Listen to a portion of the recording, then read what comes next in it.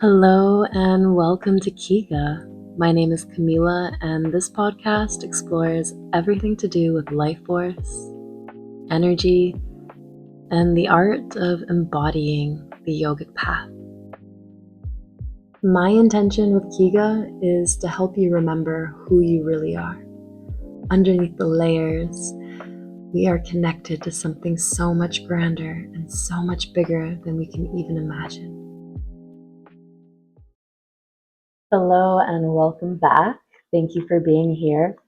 Today we explore another personal experience of mine with spirit that again just made me realize that much more, that there is more to this world than meets the eye. So much more. And I'm explaining and starting with these stories and my experiences because yoga was my path to opening this door. The practices that yoga brought helped to quiet that voice inside my mind, the voice of conditioning. And I was able to soften that voice enough to hear my own innate nature, the intuition that we all have, that we are all born with. We all have this power within us, but we forget how to use it. We're not taught how to continue practicing it and to maintain it because it's like a muscle. Just like you must put in the work at the gym, and maintaining muscle means first you got to rip that muscle, and then the muscle grows. So I like to think of it the same. You have to rip your heart apart and feel your pain. As you feel every level of pain within you and bring light to it, your heart becomes larger.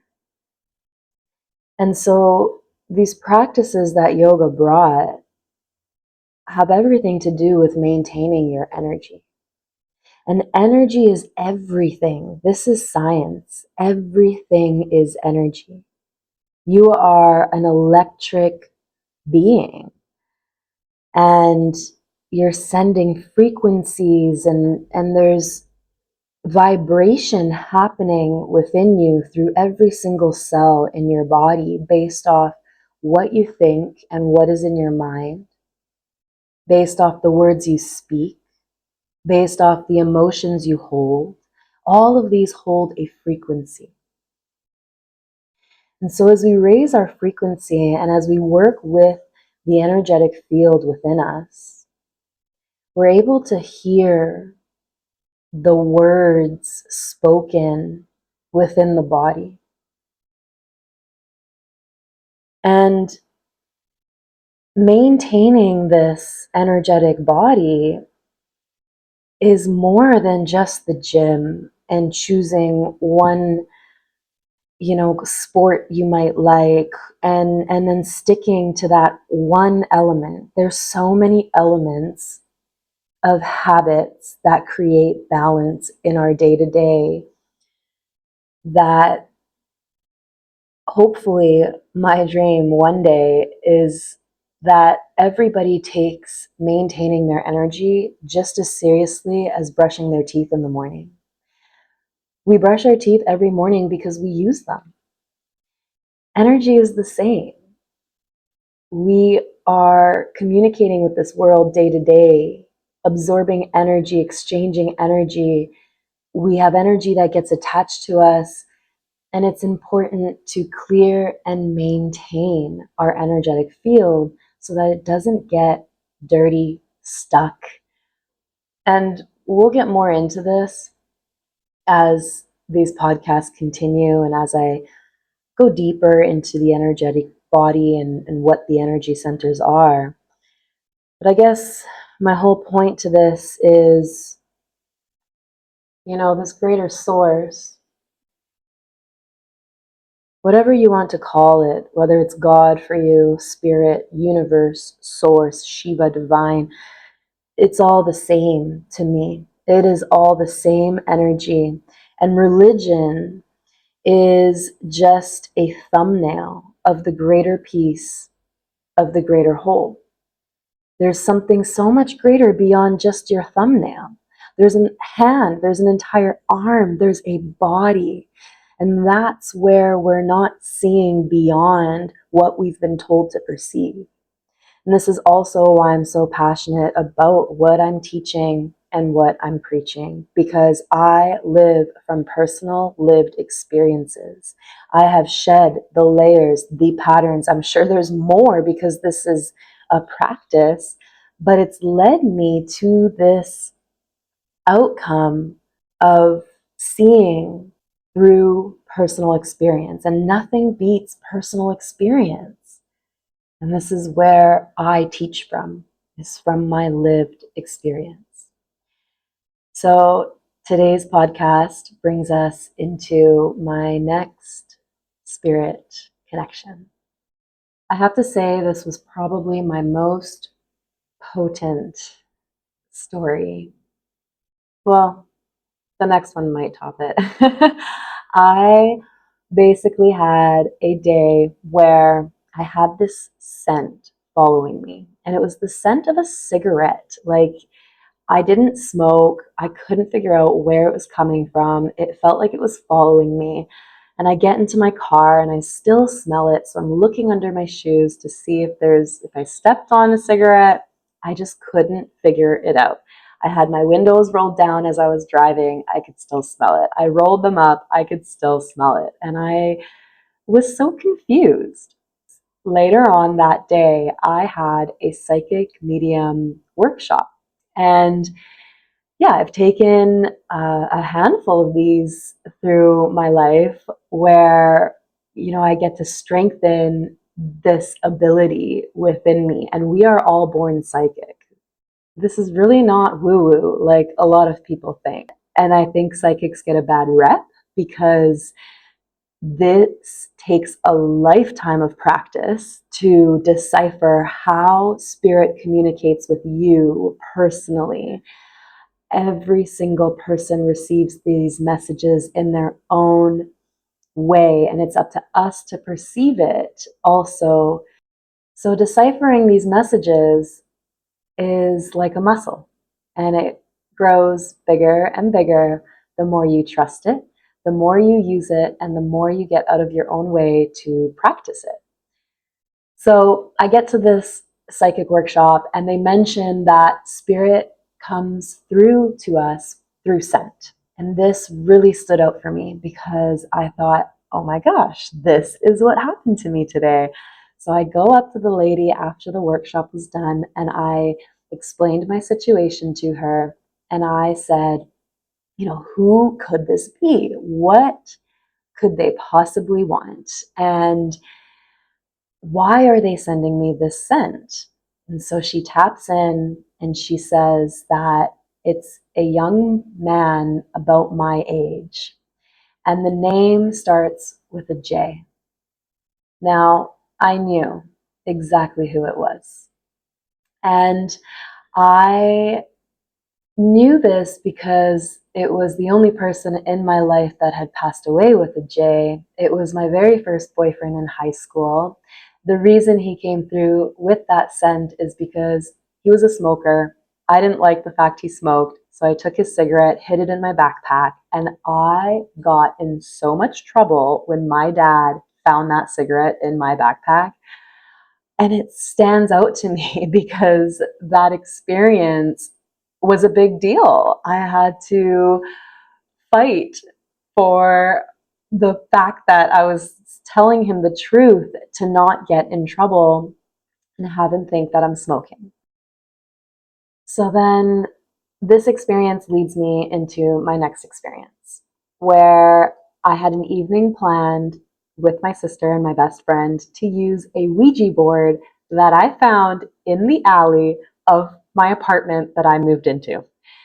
I've always been super curious about Ouija boards. I only had really seen them in movies, and we have this misconception and sometimes this fear towards Ouija boards because if they're not used properly, we can invite spirits that aren't wanted attached to us. And, you know, at the same time, when used properly, these boards were just a means of communication with the spirit realm.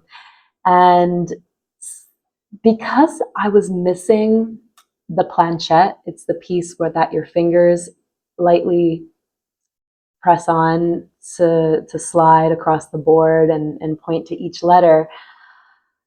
So I had this Ouija board sitting in my shed for quite some time. It was winter solstice, and I ended up being in my grandma's basement. My grandma's basement was a space that all the kids used to play in when we were younger. There was just so much junk down there, and it brings so many memories. All the boards, all the walls are covered in cardboard, so we would just take markers and draw pictures. And yeah, it's very nostalgic just going down there. And so I ended up finding the missing planchette that I needed in my grandma's basement. And I'm like, what the fuck? How have I never noticed this here? I probably didn't even know what it was until I found the Ouija board in my alley. What, over 10 years later? It's just wild how things in life connect and how everything is so synchronistic, especially when you look back, or at least when I look back, taking this journey. When I found this missing planchette, I said, okay, I'm ready. I'm ready to test this out. And I had reached out to a group on Facebook in Australia who does this all the time. And they're professionals. So they sent me a PDF with all the rules and the list of what you need to do. And I was going to sign up on a Zoom call with them so that I could watch them do a session. And then also, in turn, they would watch me and my sister and my best friend do the session and kind of oversee it. Now, when I got home after this psychic workshop, me, my sister, and my best friend were ready to go. It's also very late. We had to wait till 12 at night just with the time change. And we're waiting and we're waiting, and no one's signing on line. No one signed up. No one came online. The next day, we found out that they had really bad weather and their Wi-Fi was down, and so it didn't work out. However, because we were ready and I had the PDF with everything we had to do, I said, you know what? Screw it. Maybe we're just meant to do it. And we took it outside on my patio because I didn't want to invite anything inside my home. We go through all the steps and nothing is happening. But what came to my awareness was my friend had her forearms leaning on the table. So I said, make sure you keep your forearms, lifted and just gently have your fingertips touching the planchette. Lo and behold, things start happening and that planchette starts moving. I asked for the name of, who is coming through. And the same name that starts with a J that the psychic brought up, that the scent earlier in that day was trying to communicate with me, came through the Ouija board. He spelt his first and last name, and I got shocked. I was stunned that this is even actually working. We're all looking at each other like, what the fuck? Now, my best friend, I wasn't as close with her in high school, so she wouldn't have known these details of my first boyfriend. And when I got shocked and didn't know what to ask next, my sister stepped in and she became the person to ask questions. And she asked what school he went to. He spelt it out clear as day: North, Surrey, secondary, letter by letter. And then and I get shivers right now, even just talking about it. It's so awesome speaking to these experiences with you, and yeah, just getting emotions or getting these feelings of spirit coming through my body again, confirmation, right? And so my sister asks, what was your favorite instrument to play? And he spelt out guitar because he was in bands and that was his thing. That was what he did. And so every question matched to a T. There was no doubt about it that he came through. I trust my sister and my friend enough to know that they did not pull a prank on me. And the session started to go awry. It was kind of getting weaker and we weren't getting many answers through anymore. So we closed the session, and that was that. That was our first experience with a Ouija board. And the fact that I had all these signs throughout my day already dropping into my field, it was just no doubt that it just brought another layer of confirmation for me that there is more to this world than meets the eye. Until you actually see it, until you can experience it, you might not ever believe me. And it takes believing and keeping an open mind for these things to even drop into your field. So the crazy part is that I we do think a spirit attached itself to my sister because she was the one leading and asking questions. And when we closed it, she had some crazy experiences at home, from picture frames flying off the counters, things just moving on their own. It was wild. And my mom saw this as well. Like, these things are just, yeah, straight out of a movie, I swear, but it's a thing. So we had to do a ceremony, essentially, to let this spirit go and to invite them out of our lives again. So it ended up being fine. You know, we did what we had to do to clear that up. But yeah, this was my spirit story. And using that Ouija board once in my life was enough. I can't say I have any interest of playing around with it more. However, that one experience was also enough to help me believe and be more curious and want to learn more on how I can communicate with this realm, because there's this veil that's so much closer to us than we think. And the higher that we vibrate, the higher that we raise our frequency, the closer that they can meet us.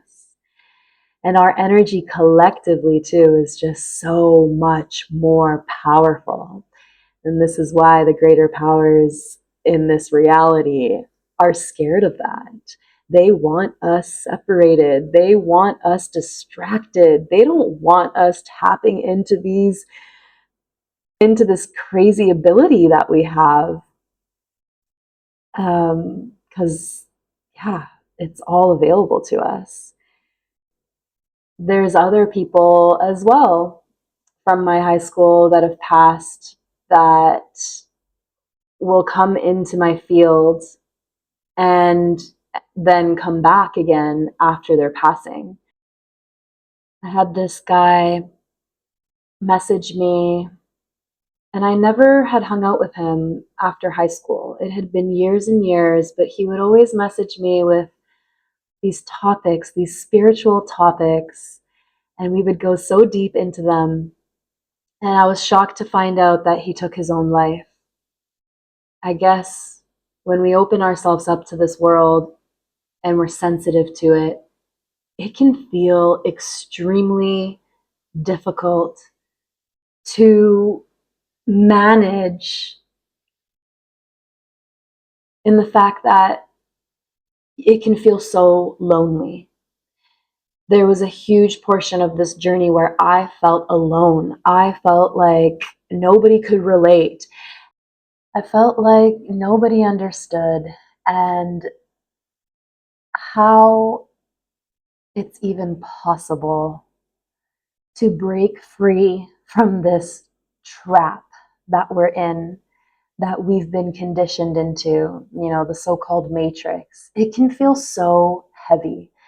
And to be honest, a lot of my best friends thought a lot of the stuff that I do is woo-woo until their journey stepped into some common parallels, you could say. And so this person that took his own life, this person came into my field after I finished watching a documentary on Netflix. And the documentary was about infinity. Is energy infinite? Are we infinite?